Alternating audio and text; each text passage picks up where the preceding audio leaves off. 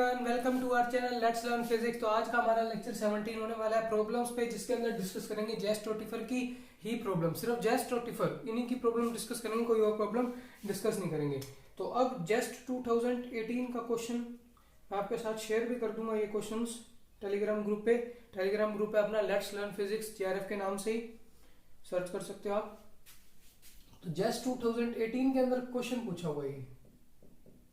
अब क्वेश्चन खुद पहले पढ़ो और फिर सोल्व करने की कोशिश करो कि इसमें कंसेप्ट क्या लगेगा। ठीक है, क्वेश्चन है consider a particle of mass m moving under the effect of attractive central potential given as v equal to minus k by r cube where k is greater than 0 for a given angular momentum L r0 equal to 3km by L square correspond to radius of the possible circular orbit and the corresponding energy is E0 equal to L square by 6m r0 square. The particle is released from r equal to r0 with an inward velocity, energy equal to E0 and angular momentum L. How long will the particle take to reach r0? मतलब क्या हो रहा है, आपको एक possible value दे रखी है r0 की, जो कि एक सर्कुलर ऑर्बिट है, उसके कोरस्पॉन्डिंग E0 दे रखा है, एंगुलर मोमेंटम दे रखा है। वो कह रहा है उस पार्टिकल को r0 से ग्रेटर से हमने रिलीज किया है, तो क्या पॉसिबिलिटी है कितने टाइम के बाद वो उस पॉइंट पे आ जाएगा, r0 पॉइंट पे आ जाएगा।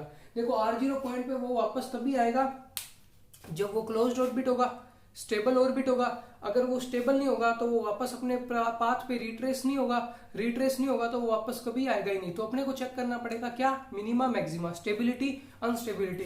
तो उसके लिए अपने क्या लिखते हैं, v इफेक्टिव और v ऑफ r कितना दे रखा है आपको, k r की power -3 where k is greater than 0। तो इसके लिए आप क्या लिखोगे, सबसे पहली बात v इफेक्टिव, और आपको दे रखा है सर्कुलर ऑर्बिट जिसकी रेडियस है r0, कितना है उसका value 3km by L square, 3km by L square। इसके कोरस्पॉन्डिंग कुछ एनर्जी दी हुई है E0, वो एक बार देखते हैं क्या है। v इफेक्टिव लिखो, क्या आएगा L square by 2m r square plus this, तो प्लस यहाँ पे क्या आ जाएगा minus k by r cube. अब क्या करना होता है, मैक्सिमा मिनिमा के लिए फर्स्ट ऑर्डर डिफरेंशिएशन कर दो। v इफेक्टिव इसका करोगे minus L square by mr cube, और यहाँ कितना आएगा r पावर -3 ऊपर जाएगा तो -3 माइनस प्लस r की पावर 4। ठीक है, इसको क्या करते हैं, 0 के इक्वल पुट करते हैं। 0 के इक्वल पुट करेंगे तो क्या वैल्यू आएगी r की वैल्यूज निकालो possible, L square by mr cube. तो यहां से r पावर 4 मल्टीप्लाई कर देता हूं मैं, L square by mr cube is equal to 3k। तो एक r बच गया, कितना आ गया वो 3mk by L square, 3mk by L square. ये देखो 3mk बाय L स्क्वायर, यही पॉइंट है, यानी कि ये r0 है। ठीक है, अब क्या करना है, v डबल डैश क्या आएगा 3L square by mr power 4, और यहां कितना आएगा -12k r पावर 5।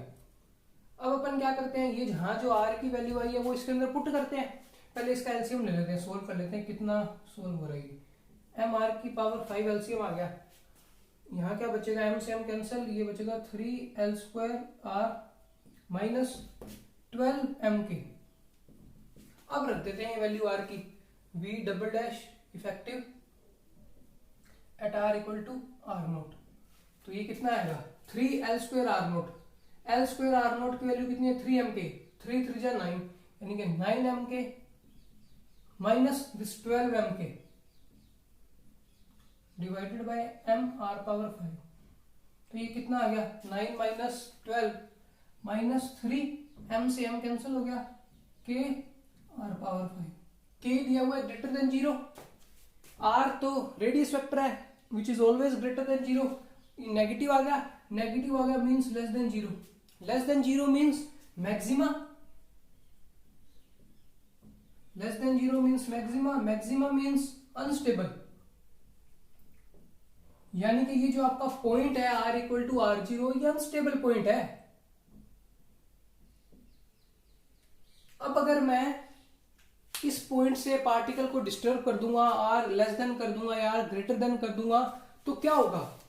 कंडीशन है, थोड़ा सोचने की कोशिश करो। कुछ ऐसा सा आपको दिया हुआ है सर्कल, ऐसा मान के चलो कुछ सर्कल ऐसा दिया हुआ है और ये वाला पॉइंट है r इक्वल टू r0, ठीक है। यहां से मैं क्या करता हूं, इसको थोड़ा सा ज्यादा या कम करने की कोशिश करता हूं, तो क्या होगा? ज्यादा कम करने की कोशिश करूंगा तो ये पॉइंट कैसा है? अनस्टेबल। तो क्या ये वापस कभी इस पॉइंट पे आएगा? अगर ये एक बार इधर गया तो ये गिरेगा इधर की तरफ, इधर गया तो इधर की तरफ गिरेगा। तो वो ये पूछ रहा है how long will it take to reach at r equal to r0? कभी पहुंचेगा ही नहीं, because it is unstable. Stability की कंडीशन अगर ये यहां होता ना, तो क्या होता है, इसको अपने थोड़ा सा डिस्टर्ब करते ये वापस यहाँ आ जाता, थोड़ा सा डिस्टर्ब करते वापस यहाँ आ जाता, but at this condition it is unstable, so it will not reach, so the answer is infinite time, so it will take infinite time. और ये जस्ट 2018 का क्वेश्चन है, बहुत शानदार क्वेश्चन है। आई होप आपने खुद से सोल्व किया होगा, और अगर नहीं हुआ, कोई डाउट था तो मैंने क्लियर कर दिया होगा। फिर भी कोई डाउट हो तो आप कमेंट सेक्शन में जरूर पूछ लेना, ठीक है। अब एक और अच्छा क्वेश्चन करते हैं जो कि है स्कैटरिंग से रिलेटेड, और ये जेस्ट के अंदर और टिफर के अंदर जैसे एग्जाम है, इनके अंदर पूछा जा रहा है स्कैटरिंग वाला प्रॉब्लम। स्कैटरिंग वाले प्रॉब्लम के अंदर क्या खासियत है, देखो इसका तरीका क्या है सोल्व करने का। वैसे स्कैटरिंग जो टॉपिक है वो अपन पढ़ेंगे क्वांटम मैकेनिक्स के अंदर। क्वांटम मैकेनिक्स के अंदर उसकी पूरी डिटेल स्टडी है, उसके ऊपर क्वेश्चन वहां से भी आता है। लेकिन अपने क्लासिकल मैकेनिक्स में, जेआरएफ में तो ऐसा क्वेश्चन नहीं आता स्कैटरिंग वाला, बट जेस्ट के अंदर और टिफर के अंदर स्कैटरिंग वाले प्रॉब्लम्स आ रहे हैं। वो प्रॉब्लम्स कैसे आते हैं, थोड़ा सुनने की कोशिश करो।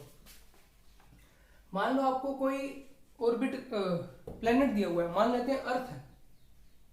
अब ये जो मिटियोर्स वगैरह, एस्ट्रॉइड्स वगैरह आते हैं ना, और अपने बोलते हैं कि ये वाला एस्ट्रॉइड आ रहा है, हिट कर सकता है, नहीं कर सकता, वो बिना हिट किए चला जाएगा, ये सब पॉसिबिलिटीज है। मतलब एक एस्ट्रॉइड आ रहा है बहुत दूर से, फ्रॉम इनफाइनाइट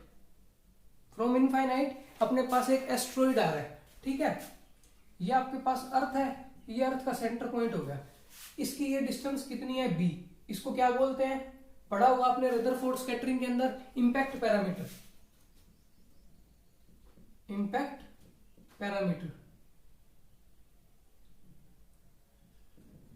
अब वो क्या पूछता है क्वेश्चन के अंदर कि ये जो एस्ट्रॉइड आ रहा है जिसका मास m है, वेलोसिटी v है, वो इसको हिट करेगा या नहीं करेगा। करेगा तो क्या कंडीशन होगी, नहीं करेगा तो क्या कंडीशन होगी। कंडीशन किस पे, इस b पे। देखो इन दोनों के बीच में फोर्स कौन सा लगेगा, अट्रैक्टिव फोर्स कौन सा, जो आपका gm1m2/r² minus gm1m2/r², this is the force, and the potential corresponding it will be minus gmm/r। तो ये अट्रैक्ट करेगा, अर्थ इसको अट्रैक्ट करेगा, बट इसकी स्पीड इतनी होगी कि हो सकता है ये इसके ग्रेविटेशनल फील्ड से एस्केप कर जाए, ऐसा भी हो सकता है कि ये इसके आके टकरा जाए। दो पॉसिबिलिटीज हो सकती है। तो दोनों पॉसिबिलिटीज के लिए क्वेश्चंस पूछता है वो, और कहता है इस बी पे कंडीशन निकालो कि बी मिनिमा होगा, बी मैक्सिमा होगा। कब मिनिमा होगा, जब इसके ये टच नहीं करेगा, या इसके जब टच करेगा तब ये वाली चीज, मतलब टच का मतलब स्ट्राइक करेगा कि नहीं, एस्ट्रॉइड अर्थ को स्ट्राइक करेगा कि नहीं करेगा, ठीक है। तो मैं क्वेश्चन आपके साथ डिस्कस करता हूँ और मैं स्टेप्स बताऊंगा कि इस क्वेश्चन को आपको करना कैसे है, ठीक है। कुछ स्टेप्स है, सिंपल आपको पहले पता लगाना है कि ये सेंट्रल फोर्स की प्रॉब्लम है। जब आपको ये पता लग जाएगा ना कि ये सेंट्रल फोर्स की प्रॉब्लम है, तब आपको सेंट्रल फोर्स का जो मेरा पहला लेक्चर था उसमें मैंने क्या बताया था कि in central force motion there are 4 constants of motion.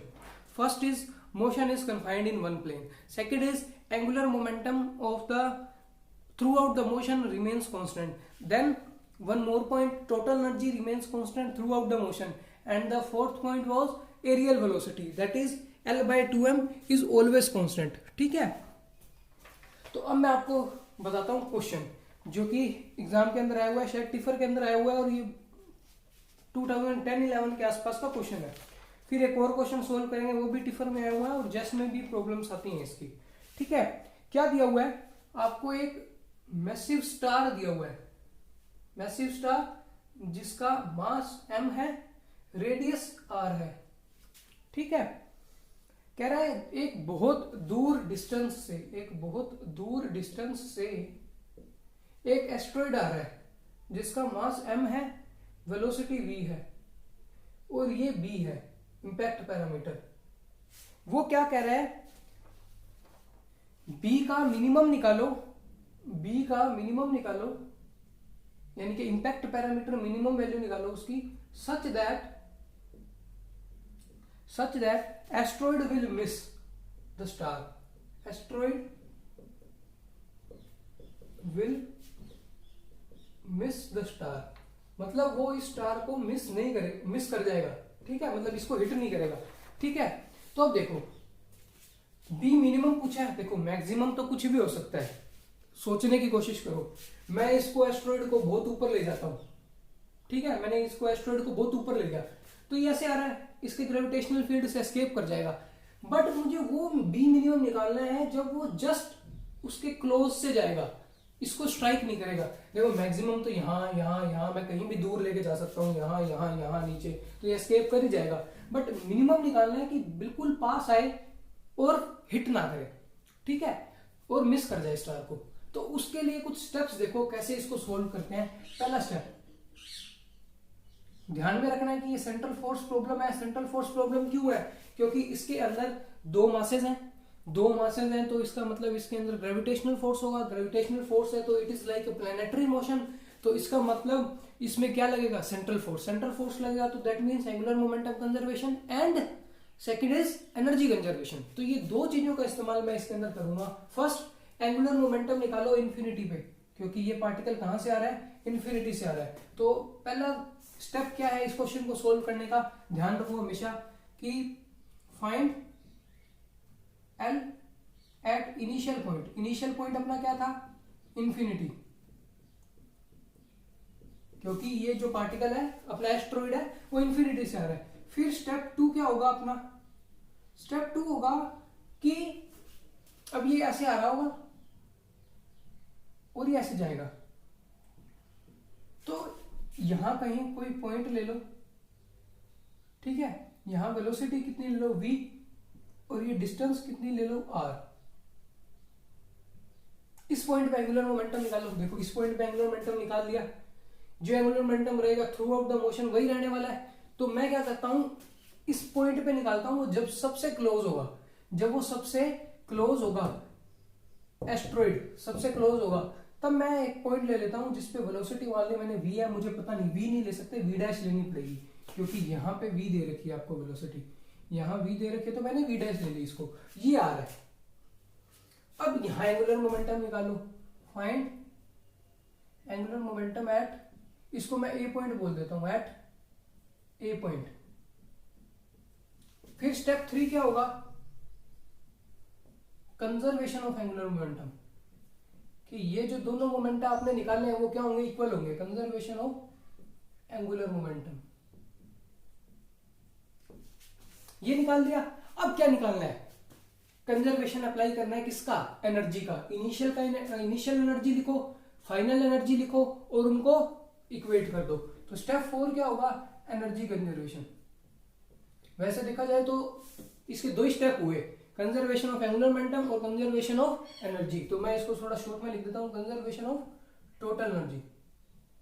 ये दो स्टेप्स तो ऐसे ही है, वो तो आपको लिखने ही पड़ेंगे। अगर एंगुलर मोमेंटम कंजर्व करना है तो इनिशियल इक्वल टू फाइनल करना होगा, सिमिलरली टोटल एनर्जी में भी इनिशियल इक्वल टू फाइनल आपको करना ही होगा। अब देखो तो निकालते हैं एंगुलर मोमेंटम का कंजर्वेशन। देखो इस पॉइंट पे इन्फिनिटी से आ रहा है, एंगुलर मोमेंटम कितना होगा, एल इनिशियल लिख देता हूं मैं उसे, M V R V B. देखो v इधर है, b इधर है, इस सेंटर के अबाउट मैं निकाल रहा हूं। Angular momentum is always about a given origin, तो उस गिवन ओरिजिन को मैंने क्या लिया है, ये, तो उससे परपेंडिकुलर डिस्टेंस कितनी है वेलोसिटी की, b, तो एम वी बी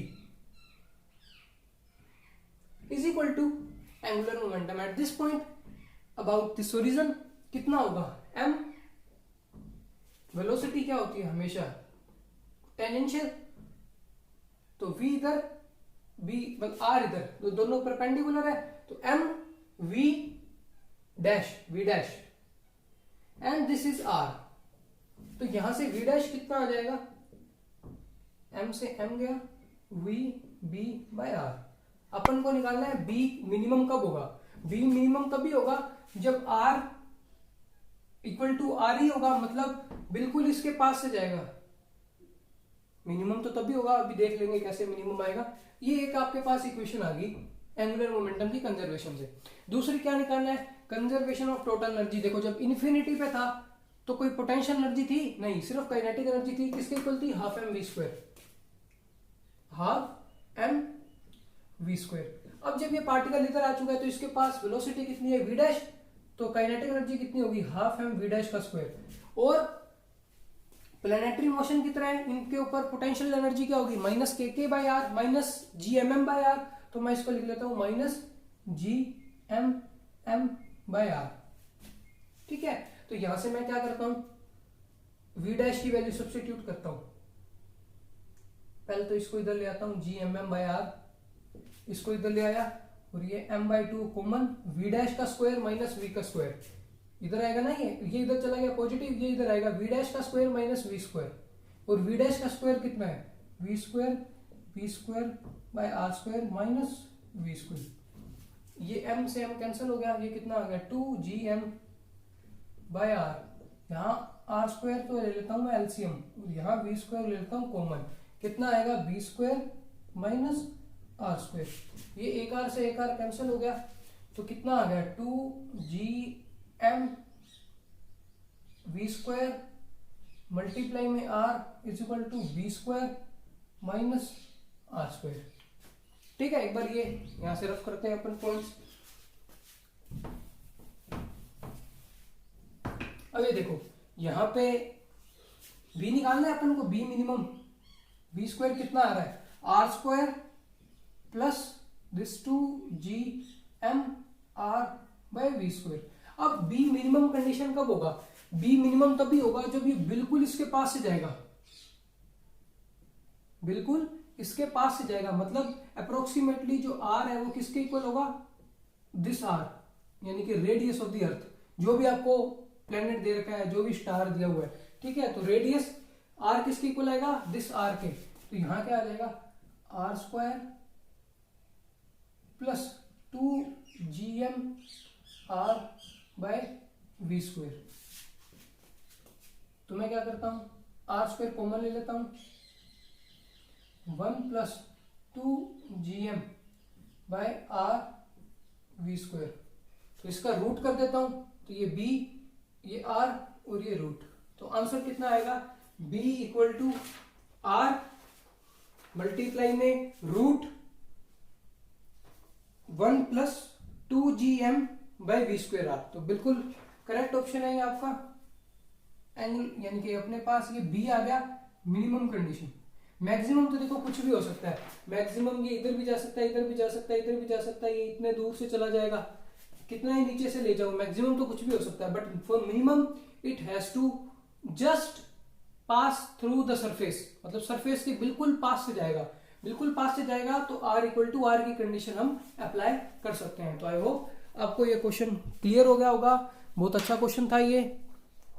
अब नेक्स्ट क्वेश्चन करते हैं, जो कि टिफर 2009 के अंदर पूछा हुआ था। तो नेक्स्ट क्वेश्चन मैंने स्क्रीन पे लिख दिया है। देखो क्वेश्चन क्या कह रहे हैं अपन को, अर्थ दिया हुआ है आपको, जिसका मास m है, रेडियस re है, उसकी एस्केप स्पीड दी हुई है v0 equal to gm by re का रूट। ठीक है, वो कह रहा है एक एस्ट्रॉइड है जो कि इन्फिनिटी से अर्थ को अप्रोच कर रहा है with speed v infinity of mass m having an impact parameter b। ठीक है, वो कह रहा है b पे कंडीशन निकालो, b पे कंडीशन निकालो कि जब ये एस्ट्रॉइड इस अर्थ को स्ट्राइक कर जाए, इस बार क्या केस है, स्ट्राइक वाला केस है। ठीक है, तभी मैंने ये दिखाया कि इधर स्ट्राइक कर गया, तो अपन को b की वैल्यू निकालनी है। और ऑप्शंस कैसे दे रखे हैं, b equal to re, b less than re plus something, b greater than re, ऐसे कुछ कंडीशन दी हुई है। तो सबसे पहला स्टेप क्या होता है, angular momentum m v infinity into b is equal to m v0 times r। ठीक है, यहाँ पे मान लेते हैं वेलोसिटी कितनी अपनी है, v0 है। देखो अपन को b पे कंडीशन निकालनी है, पिछले केस में भी क्या था, b निकालना था फॉर मिनिमा मैक्सिमा। तो वैसे ही अपने एक बार इसको पता है क्या कंसीडर करते हैं, एक बार मानते हैं अपने पास कोई स्ट्राइक वगैरह नहीं हो रही, ठीक है, कोई स्ट्राइक नहीं हो रही, बस अपन एक बाद में ऐसी कंडीशन लगा देंगे कि स्ट्राइक होगा। ठीक है, तो मैं इसको नॉर्मल वैसे ही मानता हूं जैसे ये जा रहा था। ठीक है, और यहाँ पे वेलोसिटी कितनी मान ली मैंने, v0, और ये डिस्टेंस कितनी मान ली, r। अब मेरे को बस ये r ही निकालना है, जिसके लिए ये b क्या होगा, b पे कुछ ऐसे कंडीशन आएगी। अब ये r स्ट्राइक कब करेगा, ये r की वैल्यू क्या होनी चाहिए, कब स्ट्राइक करेगा, जब r लेस देन r ही होगा। जब ये r इस रेडियस ऑफ द अर्थ से छोटा होगा तभी ये इसको स्ट्राइक करेगा, इसका मतलब छोटा हो गया ये, तो स्ट्राइक करेगा। तो ये बाद में कंडीशन अपने लगा देंगे जिससे कि अपने पास b पे कंडीशन आएगी। एक बार ऐसे ही रखते हैं अपने इस केस को v0। अब यहां से क्या निकालेंगे, v0 v इंफिनिटी के बीच में v0 क्या निकाल लेता हूं मैं, v infinity b by r। पहले क्वेश्चन किया था उसमें भी सेम मैंने ऐसे ही किया था, ये निकाल लिया था v0। अब क्या लगाऊंगा, एनर्जी कंजर्वेशन। यहाँ इंफिनिटी से आ रहा है तो इसके पास टोटल एनर्जी कितनी है, सिर्फ काइनेटिक एनर्जी, तो half m v infinity square. यहाँ पे कितनी उसके पास एनर्जी है, हाफ m v0 स्क्वायर, ये वेलोसिटी है उसकी v0। और वो कितनी है, पोटेंशियल एनर्जी कितनी है, minus G M M by R. एक बार मैंने इसको आर ही लिया, स्मॉल आर। ठीक है, उसके बाद में अभी अपनी कंडीशन लगाएंगे। अब इसको v0 की वैल्यू रखो यहाँ पे,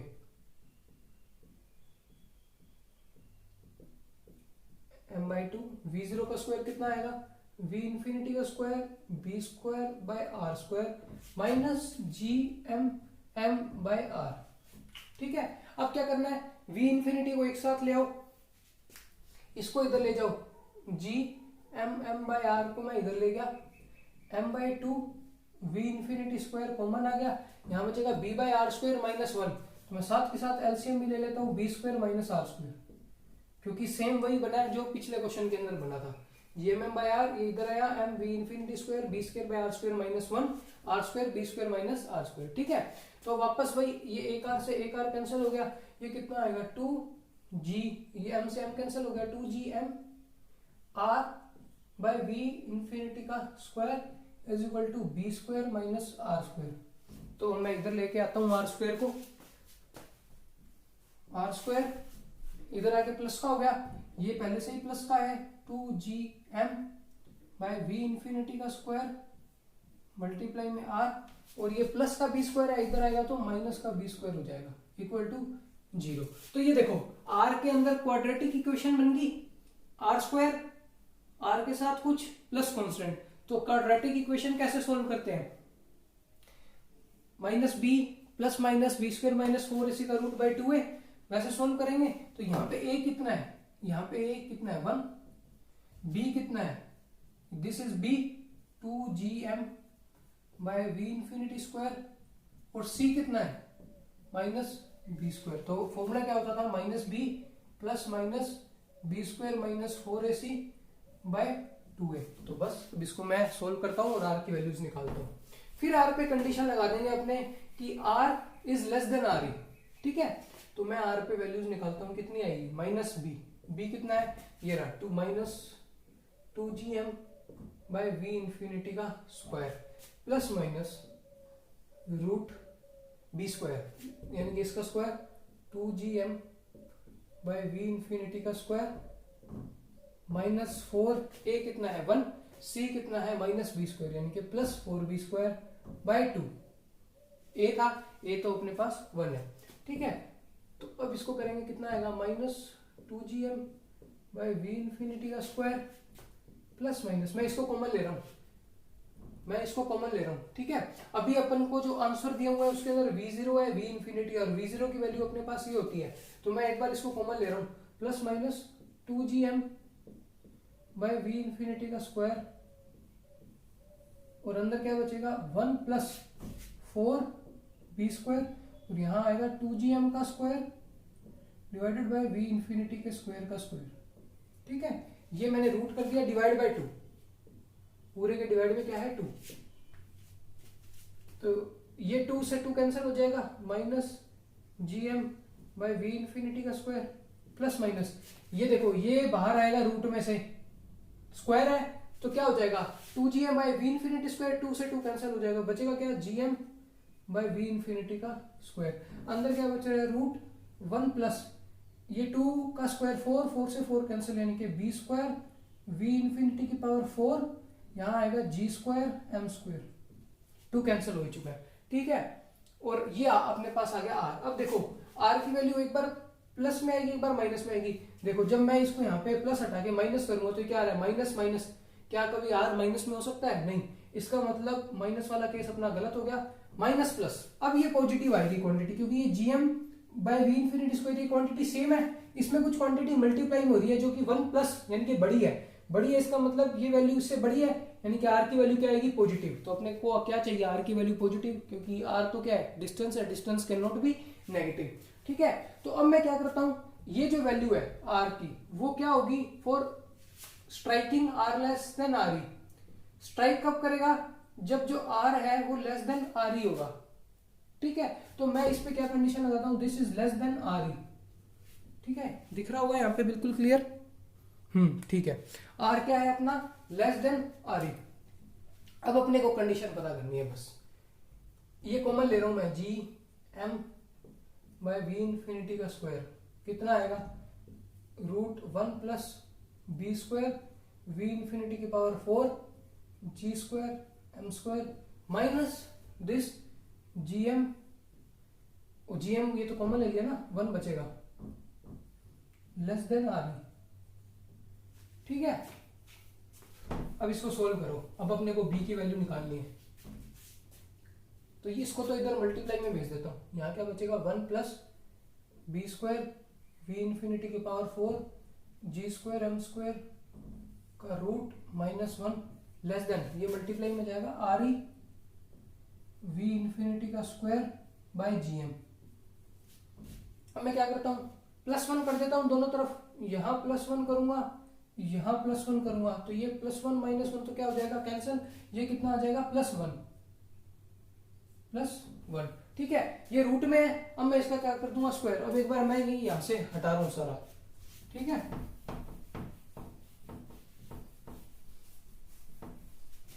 इसका क्या करना पड़ेगा मुझे, स्क्वायर। इसका स्क्वायर करूंगा तभी तो बी अलग आएगा। इसका स्क्वायर करता हूं तो क्या बनेगा, 1 plus B square we infinity की पावर 4 जी square M square less than इसका स्क्वायर। इसका स्क्वायर कितना आएगा, a प्लस बी का होल स्क्वायर, यानी कि a का स्क्वायर यानी कि 1 प्लस आर ई का स्क्वायर v इन्फिनिटी की power 4 by g square M square plus 2ab यानी कि 2 आर ई v इन्फिनिटी का स्क्वायर बाय जी एम, ठीक है। तो ये अपने पास आ गया ये,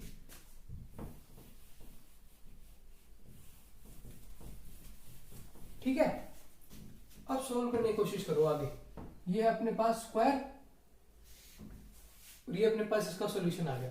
अब देखो ये 1 है, ये 1 है, ये तो 1 से 1 कैंसिल हो जाएगा, ठीक है। मैं क्या करता हूं, पूरी इक्वेशन को मल्टीप्लाई कर देता हूं किससे, जी स्क्वायर एम स्क्वायर और ये v इन्फिनिटी की पावर 4 से, क्योंकि मुझे b को अकेला करना है, b को अकेला करना है। मैं इससे जब मल्टीप्लाई करूंगा पूरी इक्वेशन को तो ये कैंसिल हो जाएगा, ये कैंसिल हो जाएगा, यहां बचेगा सिर्फ b स्क्वायर लेस देन, इसको इससे मल्टीप्लाई करूंगा, g square M square cancel, r ई का square as it is, v infinity की पावर 4 कैंसिल हो गया, 1 आ गया सिर्फ, प्लस ये है जीएम, ये है जी स्क्वायर एम स्क्वायर, ऊपर क्या बचेगा जीएम,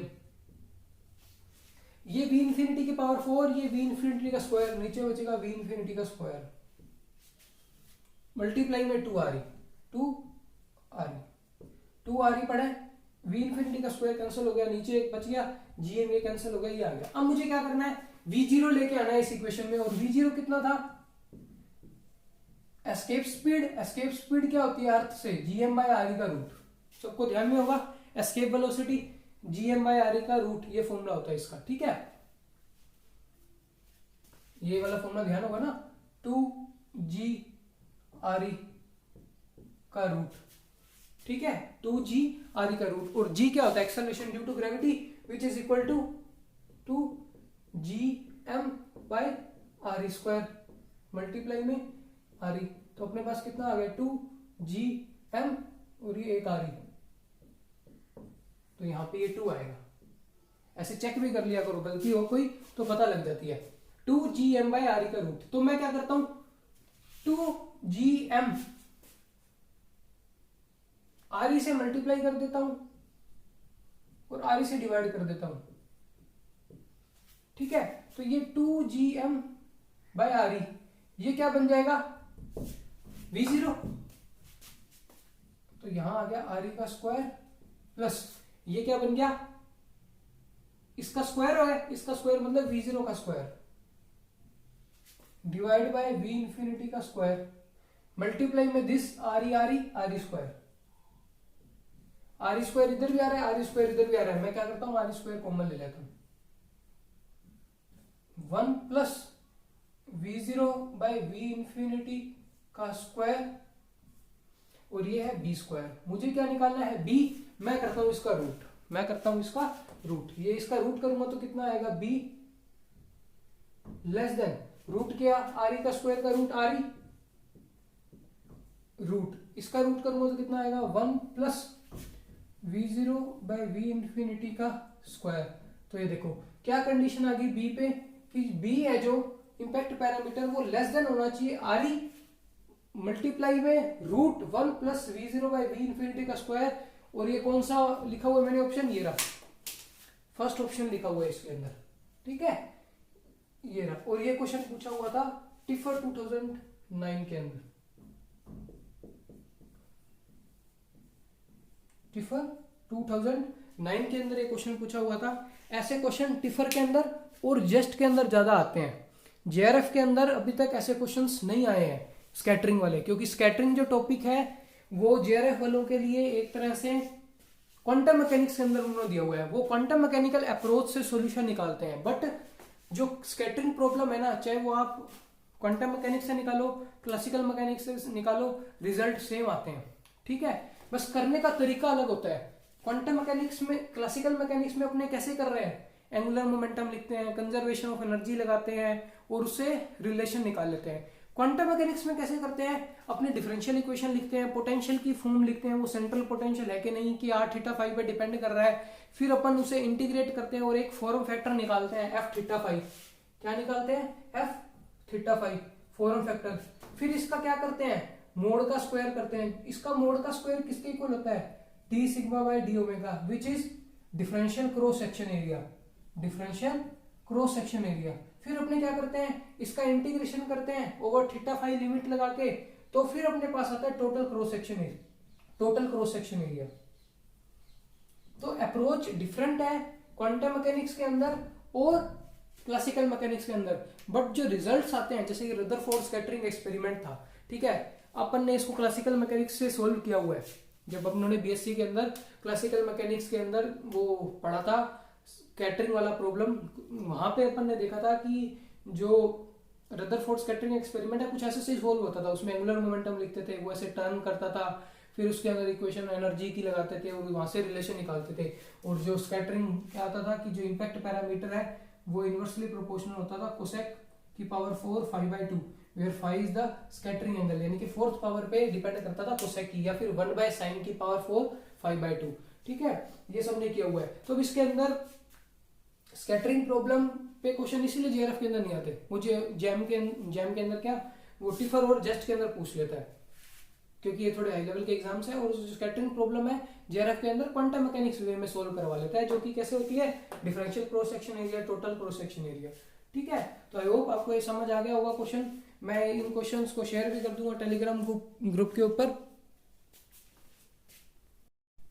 तो ये मैंने आपके सामने एक क्वेश्चन लिखा है जो कि जस्ट 2013 के अंदर पूछा हुआ क्वेश्चन है, खुद से ट्राई करके देखो एक बार। क्या दिया हुआ है, if in a Clapeyron potential the pericentre distance of the particle in parabolic orbit is rp while the radius of circular orbit is rc, then relation between rc and rp क्या दे रखा है, 2rp equal to rp, rc equal to √2rp। तो देखो क्या दिया हुआ है, parabola, circle, पेरीसेंटर, तो उसके लिए आपको क्या लगाना पड़ेगा, दिस इक्वेशन, एक ही रिलेशन है जिसके अंदर एसेंट्रिसिटी, पेरीसेंटर और आर की बात होती है, और वो इक्वेशन कौन सी है? इक्वेशन ऑफ ऑर्बिट की equation, R equal to R zero 1 plus E cos theta. ठीक है, देखो इसके अंदर थीटा भी आ गया जो कि डिसाइड करेगा एपिसेंटर है कि पेरीसेंटर है। एसेंट्रिसिटी डिसाइड करेगा पैराबोला है कि सर्कल है। पैराबोला के लिए एसेंट्रिसिटी क्या होती है? पैराबोला के लिए एसेंट्रिसिटी क्या होती है बताओ? एसेंट्रिसिटी होती है पैराबोला के लिए 1। और पेरीसेंटर क्या होता है? देखो मैं यहाँ पे डायग्राम बना के बताता हूँ, वैसे तो लेक्चर में बहुत बार बता दिया मैंने। ये अगर सन है, यहाँ ये अर्थ है, ये आर है और ये थीटा एंगल है। ठीक है, तो इस पॉइंट पे थीटा इक्वल टू 0 और आर इक्वल टू मैक्सिमम होता है। ठीक है, इस पॉइंट को बोलते हैं एपोजी और एपिसेंटर और एपेहिलियन। 3-4 नाम है इसके, एपिसेंटर और एपेहिलियन। अब इस पॉइंट पे जहां पे ये आर मिनिमम होता है और थीटा इक्वल टू पाई होता है, उसको बोलते हैं पेरीसेंटर या फिर पेरीजी या फिर पेरीहिलियन। तो पैराबोला के लिए क्या दे रखा है? जो पेरीसेंटर डिस्टेंस है वो कितना है? आरपी। यानी कि पेरीसेंटर कब होगा? जब थीटा पाई होगा और सेंट्रिसिटी 1 होगी। तो आर कितना दिया हुआ है? आरपी इक्वल है आर जीरो 1 प्लस ई। ई कितना है? 1। और कोस थीटा, कोस पाई कितना है? कोस थीटा कितना है? पाई। अब देखो कोस पाई क्या आ गया? -1। 1 - 1 0, 1/0 इनफाइनाइट। Is this possible? इसका मतलब मैंने यहां कुछ गलत कर दिया, यहां प्लस का साइन नहीं आएगा, यहां पे माइनस का साइन आएगा। आपको मैंने लेक्चर के अंदर बताया था कि प्लस साइन भी आ सकता है, माइनस साइन भी आ सकता है। ठीक है, तो इस क्वेश्चन की इनिशियल कंडीशंस कुछ ऐसी होंगी कि यहाँ पे प्लस साइन ना लेके माइनस साइन लेना पड़ रहा है। ठीक है, मैंने आपको बताया था रिफ्लेक्शन थीटा के जो अबाउट इनवेरिएंट होता है, अबाउट रिफ्लेक्शन ये जो सेंट्रल ऑर्बिट है वो इनवेरिएंट होता है। तो इसीलिए ये क्या आएगा? यहाँ पे माइनस भी आ सकता है, प्लस भी आ सकता है। आपने प्लस रख के देखा 0 आ गया, तो अब आप क्या करोगे? यहाँ पे माइनस रख के देखो, माइनस रख के देखो तो कोस पाई -1 माइनस माइनस प्लस 1 यानी कि ये आ गया r0/2। तो rp कितना आ गया?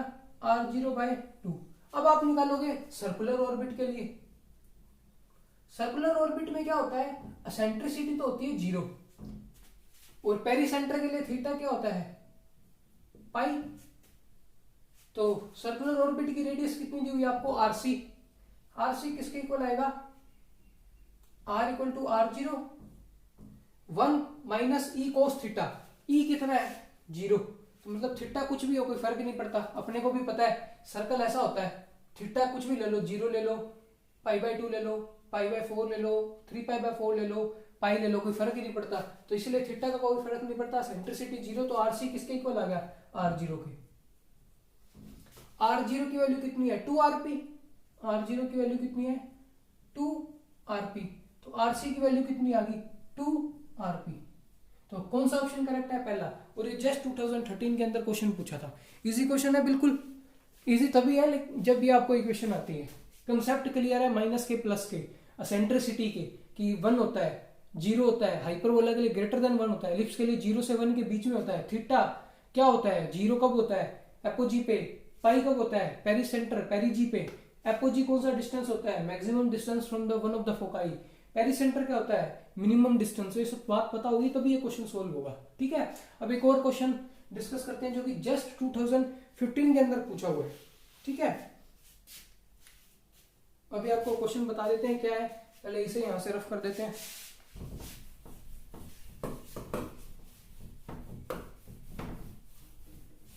क्या दिया हुआ है? ए classical particle with total energy E moves under the influence of potential. Potential आपको गिवन है 3x³ plus y³ plus 2x² plus 2xy²। और एनर्जी कितनी दे रखी है पार्टिकल की? कैपिटल E टोटल है जो average potential energy, average potential energy average potential energy calculated over time equal to, यानी कि एवरेज पोटेंशियल एनर्जी की वैल्यू बतानी है कितनी है, और ऑप्शन क्या दे रखे हैं 2E/5, E/3, E/5 और 2E/5, ये आपको ऑप्शन दे रखे हैं। और ई क्या है, टोटल एनर्जी, ई क्या दी हुई है, टोटल एनर्जी, और ये जस्ट 2015 के अंदर क्वेश्चन पूछा हुआ है। सोल्व करने की कोशिश करो इसको, इतनी देर में इंक डाल देता हूँ इसमें।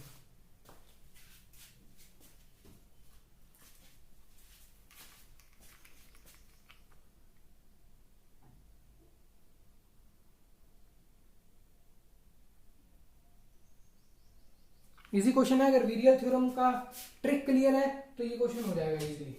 वीरियल थ्योरम की ट्रिक क्या थी कि अगर पोटेंशियल आर की पावर एन पे डिपेंड कर रहा है, अगर आपका पोटेंशियल आर की पावर एन पे डिपेंड कर रहा है, तो जो total kinetic energy, this is kinetic energy, kinetic energy किसके इक्वल होती थी, n/2 पोटेंशियल एनर्जी, यानी कि expectation value, average value of kinetic energy is equal to n/2 expectation और average value of potential energy. और टोटल एनर्जी किसके equal होती है, total energy is equal to kinetic energy plus potential energy, यानी कि जो अगर मैं इसकी जगह n/2 रख दूं तो ये कितना आएगा, n/2 potential energy plus potential energy. तो पोटेंशियल एनर्जी को मैं कॉमन ले लेता हूं, n/2 + 1, ये आ जाएगी मेरी टोटल एनर्जी।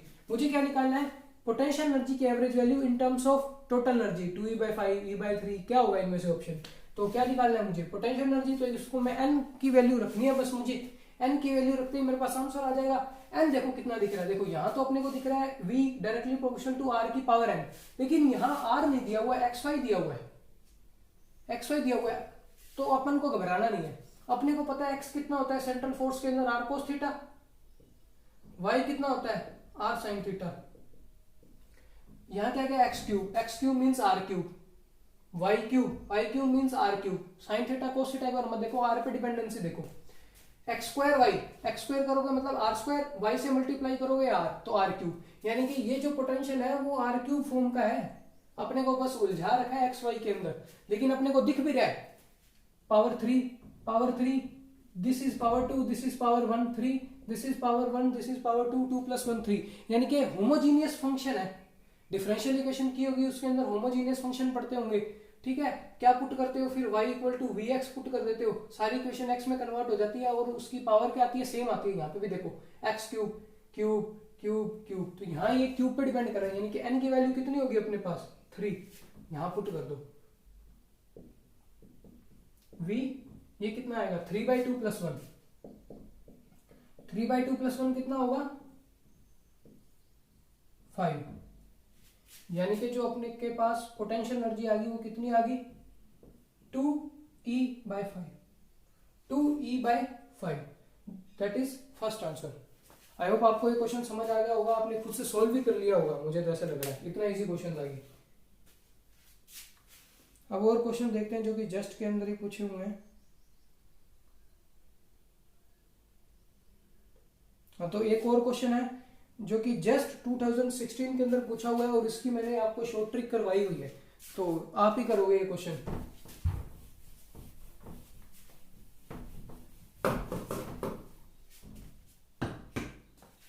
क्या दे रखा है, central force which results in the orbit, orbit क्या दिया हुआ है, r = a1 + cos theta, r = a1 + cos theta, just 2016 का क्वेश्चन है, ठीक है। r = a1 + cos थीटा, ये ऑर्बिट दिया हुआ है, वो पूछ रहा है जो फोर्स है वो r पे कैसे डिपेंड करेगा, फोर्स है r पे कैसे डिपेंड करेगा। ऑप्शन दिए हुए हैं r² r - 2 r⁻1 r⁻2 r⁻−2 और none of the above, none. तो इसकी शॉर्ट ट्रिक बताई हुई है, लॉन्ग ट्रिक भी बताई हुई है। लॉन्ग ट्रिक तो क्या होती है, लॉन्ग ट्रिक तो कुछ नहीं होती, फॉर्मूला होता है ये d²u/d²² = -m force / L² u²। तो यहाँ पे u क्या होता है 1/r, तो आपको क्या करना है, इस r की जगह 1/u रखना है, उसका 2 बार डिफरेंशिएशन करना है विद रिस्पेक्ट टू थीटा और इसको इक्वेशन को सोल्व करना है। तो f क्या आएगा ये फोर्स है, मास कांस्टेंट, एल कांस्टेंट और ये यू है, तो यू के बीच में कुछ रिलेशन आ जाएगा एफ का, मान लेते हैं यू की पावर एन पे आ गया कुछ, तो यू की जगह वापस रख देना 1/r, तो एफ क्या आ जाएगा, आर की पावर एन के प्रोपोर्शनल आ जाएगा। लंबा मेथड तो ये है, लेकिन इसकी शॉर्ट ट्रिक क्या बताई थी कि जब आपको ऐसा कुछ दिया हो r equal to A 1 plus cos theta, तो आप इसको क्या करो, ये जो 1 प्लस ये है ना, ये नहीं चाहिए अपन को क्या बनाना है, r की पावर n वो होना चाहिए कोस n थीटा के, मतलब जो n इधर है वही n इधर होना चाहिए। अगर ऐसा बनता है तो ट्रिक लगेगी, वरना नहीं लगेगी। साइन थीटा भी हो सकता है, कोस थीटा भी हो सकता है, कोई बड़ी बात नहीं है, लेकिन जो थीटा के साथ n इधर आएगा वही n इधर आना चाहिए। बना के देखते हैं ऐसा बनेगा क्या कुछ। 1 प्लस कोस थीटा कितना होता है, 2 cos square theta by 2। Root कर देता हूं मैं इसका, r की पावर 1/2 रूट करेंगे तो r की पावर 1/2, ये आएगा 2a का रूट और ये आएगा कोस 1/2 थीटा। तो देखो r की पावर n कितना है 1/2, कोस n थीटा n कितना है 1/2, तो n कितना आ गया 1/2। जब ये ऐसा इस फॉर्म में बन जाता है r equal to some constant a और n थीटा, तब फोर्स कैसे निकलता है, r के प्रोपोर्शनलिटी कांस्टेंट ये आता है, r equal to 2n plus 3। ये ट्रिक है, f inversely proportional to r की पावर 2n प्लस 3, n को रखो 1/2, n को क्या रखो 1/2, तो 1/2 2 से 2 कैंसल, r की पावर 1 प्लस 3 r की पावर 4, यानी कि r की पावर -4 आंसर आएगा। देखो आंसर दिया हुआ है क्या, r की पावर 1 नहीं, 2 नहीं, -2 नहीं, तो नन ऑफ द अबव इसका आंसर हो जाएगा। ठीक है, तो ये शॉर्ट ट्रिक ध्यान में रखना,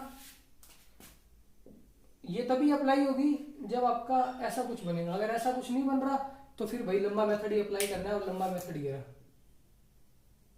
u इक्वल टू 1/r।